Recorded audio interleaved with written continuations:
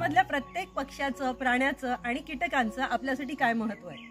आज आपण इथे बघतोय एक वांग्याचं झाड दिसतंय तुम्हाला, त्याच्यासाठी छोटंसं उदाहरण दाखवते। ह्या झाडावर काही फुलं फुललेली आहे।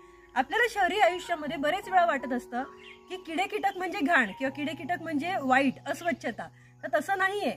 ह्या निसर्गामध्ये प्रत्येक गोष्ट, प्रत्येक जो जन्म आहे तो जन्माचा काही ना काही कारण आहे, म्हणूनच तो जन्माला आलेला आहे। कुठलीच गोष्ट ही आपल्यासाठी वाईट म्हणून नाही जन्माला घातलेली, त्या प्रत्येकाचा काहीतरी रोल असतो। आपला जसा काहीतरी रोल ह्या जन्मामध्ये असतो तसा प्रत्येक कीटकाचा, प्रत्येक पक्ष्याचा, प्रत्येक प्राण्याचा काही ना काही रोल असतो, म्हणूनच तो ह्या निसर्गामध्ये आहे।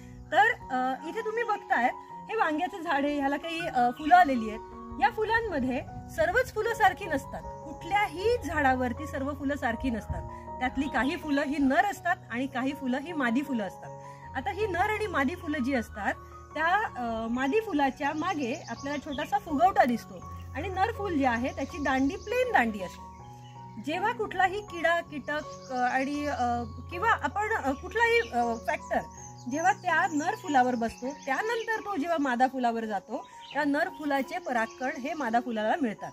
आणि जेव्हा अशा प्रकारे परागकण त्याला मिळतात तेव्हा ह्या प्रोसेसला परागीभवन असं म्हटलं जातं।